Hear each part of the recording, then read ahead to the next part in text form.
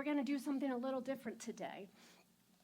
The theme is practicing the presence, and I thought, I could talk one more time about the value of being in the present moment and dropping in, or we could just practice it.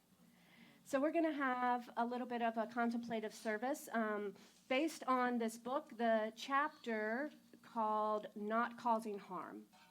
And I'm going to read a section, and then Kim's going to move us with some meditative vibrations, and we're going to kind of just play with that a little bit. A reading, taken into practice, a reading, taken into practice. So, are you willing? Yes. Okay, good. I don't know what I'd say if you said no. I'd say, well, too bad. All right. So, chapter 6, Not Causing Harm. It's a transformative experience to simply pause instead of immediately filling up the space. By waiting, we begin to connect with fundamental restlessness as well as fundamental spaciousness. Learning not to cause harm to ourselves or others is a basic Buddhist teaching on the healing power of non-aggression. Not harming ourselves or others in the beginning, not harming ourselves or others in the middle, and not harming ourselves or others in the end is the basis of enlightened society. This is how there could be a sane world. It starts with sane citizens, and that is us.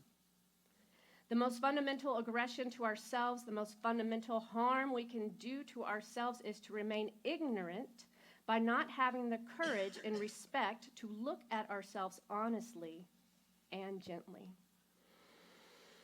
The ground of not causing harm is mindfulness, a sense of clear seeing with respect and compassion for what it is we see.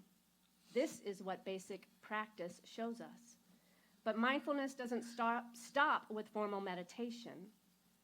It helps us relate with all details of our lives, and it helps us see, hear, and smell without closing our eyes or ears or noses. It's a lifetime journey to relate honestly to the immediacy of our experience and to respect ourselves enough not to judge it. As we become more wholehearted in this journey of gentle honesty, it comes as quite a shock to realize how much we blinded ourselves to some of the ways in which we cause harm. Our style is so ingrained that we can't hear when people try to tell us, either kindly or rudely, that maybe we're causing harm by the way that we are, in the way that we are relating with others. We become so used to the way we do things that somehow we think that others are used to it too. It's painful to face how we harm others, and it takes a while. It's a journey that happens because of our commitment to gentleness and honesty, our commitment to staying awake and being mindful. Because of mindfulness, we see our desires and our aggression, our jealousy and our ignorance. We don't act on them, we just see them. Without mindfulness, we don't see them. So let's take this into a practice. I invite you to close your eyes if that's comfortable, or just find a place to have a nice soft gaze in the room. And begin to practice mindfulness by dropping into your senses. Without judgment, simply become aware of noticing what you notice. What do you hear?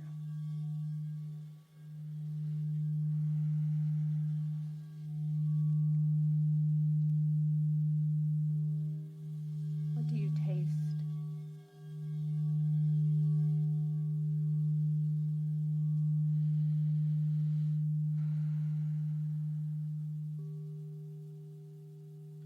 Are you aware of any smells?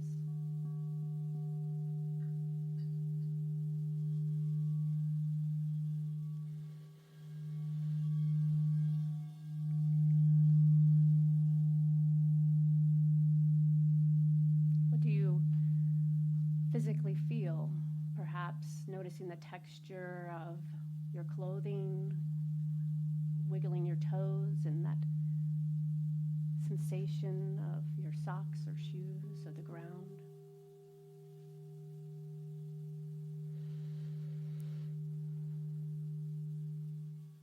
Whether your eyes are open or closed, what do you see? Behind the dark eyelids, can you see the light dancing?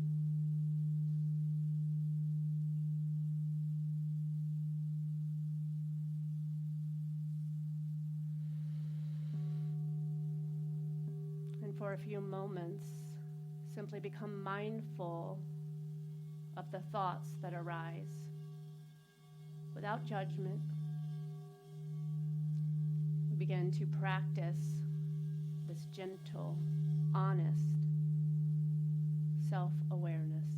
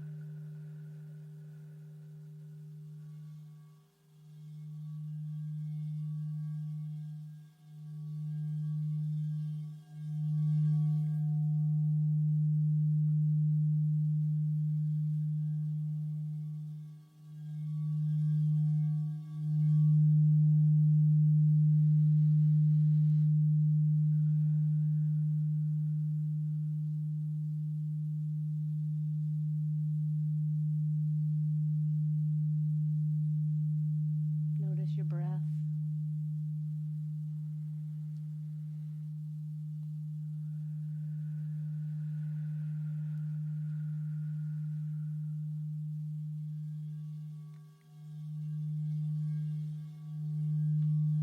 And if you're feeling ready and courageous and curious this day,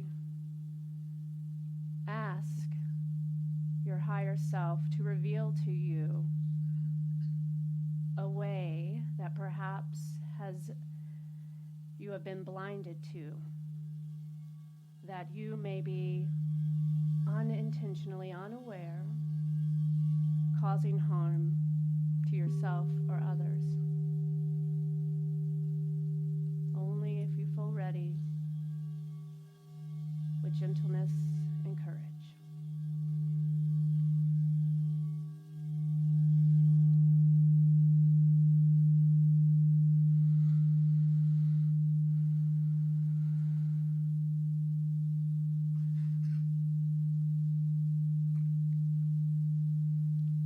As a thought or an image or a picture or a memory arises in your awareness, simply observe it without judgment. Just notice.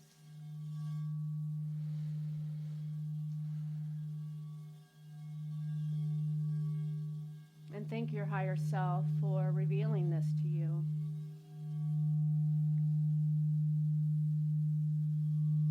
For the first step is simply to become aware.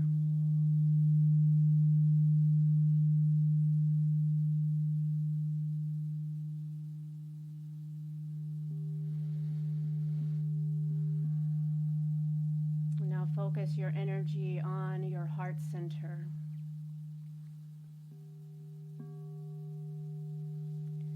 And allow the healing vibration of the crystal bowl to align with the highest vibration of your heart.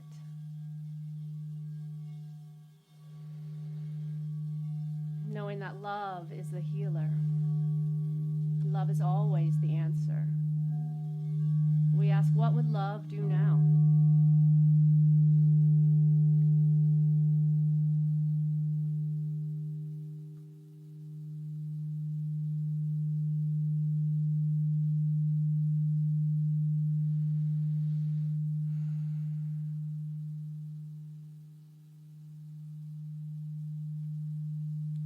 Breath. notice if you find yourself trying to get an answer or trying to